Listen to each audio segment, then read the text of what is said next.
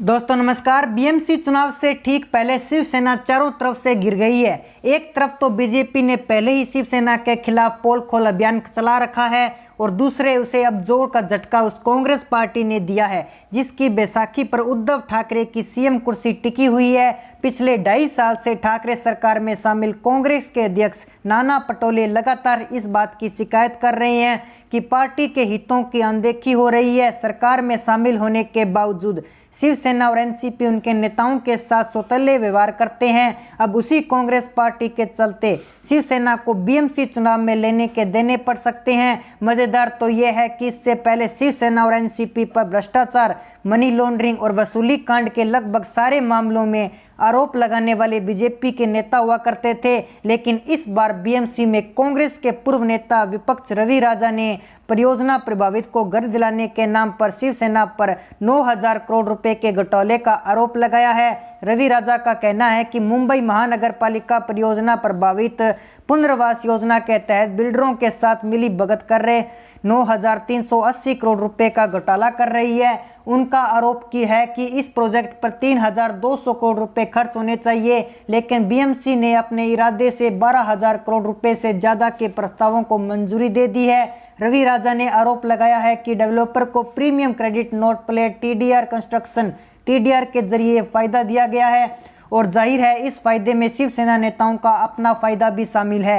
रवि राजा ने इस घोटाले को बीएमसी के इतिहास का अब तक का सबसे बड़ा घोटाला करार दिया है। उन्होंने इसे बारे में बीएमसी कमिश्नर, लोकायुक्त और सेंट्रल बिजनेस के पास शिकायत भी दर्ज करवा दी है। साथ ही उन्होंने ये भी दावा किया है कि अगर उन्हें न्याय नहीं मिला तो वे बॉम्बे हाई कोर्ट का दरवाजा खटखटाएंगे। दरअसल बीएमसी ने परियोजना प्रभावित के लिए मुंबई में और चांदीवली में 16,500 घर बनाने का फैसला किया है और उसी प्रोजेक्ट में रवि राजा ने धांधली का आरोप लगाया है। अब यहाँ समझने वाली बात यह है कि पिछले करीब 25 साल से बीएमसी पर शिवसेना का ही राज रहा है और इस तरह के व्यक्ति लेन देन से जुड़े और फैसले बीएमसी की स्टैंडिंग कम्युनिटी ही लेती रही है और उसी पर्सन शिवसेना के प्रमुख सांसद यशवंत यादव रहे हैं। हालांकि इस कमेटी में बाकी पार्टियों के पार्षद भी होते हैं, लेकिन इसमें हमेशा से शिवसेना का ही दबदबा रहा है। अब भले ही बीएमसी का कार्यकाल खत्म हो चुका हो, लेकिन इस प्रोजेक्ट में ठेके देने से लेकर टुकड़ों के भुगतान में यशवंत यादव का ही सिक्का चला है और उनके भ्रष्टाचार के चलते तो शिवसेना पहले से ही फंसी हुई है। अभी हाल ही में मार्च महीने में यशवंत यादव और उनकी विधायक पत्नी यामिनी यादव की 41 संपत्तियों को इनकम टैक्स ने जब्त कर लिया था।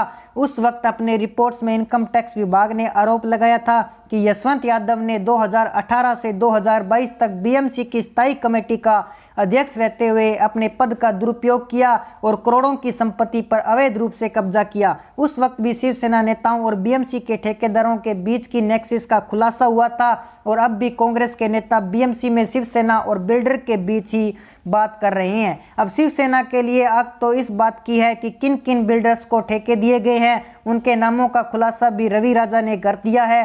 तो सवाल यह है कि इन बिल्डर्स के शिवसेना के किस किस नेता को साथ रिश्ते हैं, किस किस की जेब में कितना पैसा गया है। ये सारे ऐसे खुलासे हैं जो शिवसेना के लिए घातक साबित होने में और यशवंत यादव उद्धव ठाकरे का सबसे करीबी माना जाता है। ऐसे में यशवंत यादव के भ्रष्टाचार से उद्धव ठाकरे हो ये बात किसी के गले से नहीं उतर सकती है। फिर बीएमसी में भ्रष्टाचार के ये इकाला मामला नहीं है। कांग्रेस ने तो बीएमसी के 26,000 करोड़ के सीवरेज ट्रीटमेंट प्रोजेक्ट के खिलाफ भी सुप्रीम कोर्ट में इन्वेस्टिगेशन एप्लीकेशन दायर करने का ऐलान किया है। रवि राजा का आरोप है कि इस प्रोजेक्ट में भी जरूरत से ज्यादा खर्च किया जा रहा है, यानी यहाँ पर भी बीएमसी के ठेकेदारों के बीच मिली भगत का खुला खेल चल रहा है।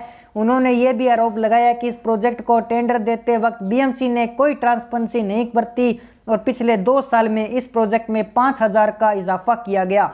गौर करने वाली बात यह है कि बीजेपी नेता देवेंद्र फडणवीस ने भी एसटीपी प्रोजेक्ट को देश का सबसे महंगा प्रोजेक्ट बनाने के लिए शिवसेना पर सवाल उठाए थे। अब बीएमसी चुनाव से ठीक पहले कांग्रेस के तीखे तेवर शिवसेना की वाकई ही नींद उड़ा रहे हैं। इसके अलावा भी शिवसेना के 25 से ज्यादा विधायकों में उद्धव ठाकरे के खिलाफ रोष व्याप्त होने की खबरें लगातार आ रही है। विपक्ष द्वारा कई बार कहा गया कि शिवसेना के 25 से ज्यादा विधायक उद्धव सरकार की नीति और मुख्यमंत्री उद्धव ठाकरे के रवैये से नाराज चल रहे हैं और जल्दी शिवसेना को छोड़कर भारतीय जनता पार्टी में दामन थाम सकते हैं। बीजेपी नेता राय साहब की तरफ से भी कहा गया था कि शिवसेना के 25 से ज्यादा विधायक भारतीय जनता पार्टी में शामिल होंगे।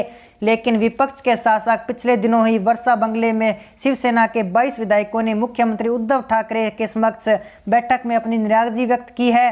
सूत्रों से मिली जानकारी के मुताबिक शिवसेना की 22 विधायकों ने मुख्यमंत्री उद्धव ठाकरे को एनसीपी और कांग्रेस के मंत्रियों द्वारा की गई शिकायत भी कर डाली है और शिवसेना के विधायकों ने एनसीपी कांग्रेस के मंत्रियों पर आरोप लगाते हुए साफ कहा है कि वो हमारे क्षेत्र में दखल अंदाजी दे रही हैं, जिसमें शिवसेना की राजनीतिक शाखा को बहुत बड़ा नुकसान हो रहा है और एनसीपी कांग्रेस मिलकर अपनी अपनी पार्टी के विस्तार से शिवसेना को खोखला कर रही है। साथ ही विधायक निधि एवं अन्य सभी प्रकार के आर्थिक लेन देन एनसीपी और कांग्रेस द्वारा अपने ही कार्यकर्ताओं और अपने ही ठेकेदारों के साथ किए जा रहे हैं।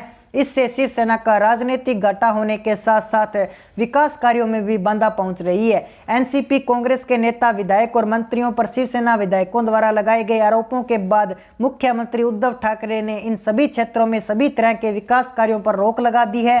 मुख्यमंत्री उद्धव ठाकरे द्वारा शिवसेना विधायकों की कार्य क्षेत्र में भी विकास कार्यों पर रोक लगाने वाला फैसला लेने से ये स्पष्ट हो चुका है कि कहीं न कहीं शिवसेना के विधायकों में एनसीपी कांग्रेस के साथ मुख्यमंत्री उद्धव ठाकरे के प्रति रोष व्याप्त है, जो बीजेपी नेताओं उनकी बयानबाजी के अनुसार भविष्य में बगावती रूप भी धारण कर सकती है। इसके साथ ही बताया जा रहा है कि शिवसेना विधायकों ने मुख्यमंत्री उद्धव ठाकरे पर उनकी अनदेखी करने का आरोप भी लगाया है, जिस पर उद्धव ठाकरे ने अपने ही विधायकों के समक्ष कर शिवसेना के 22 विधायकों को राजी करने की कोशिश भी उद्धव ठाकरे द्वारा इस बैठक में की गई थी।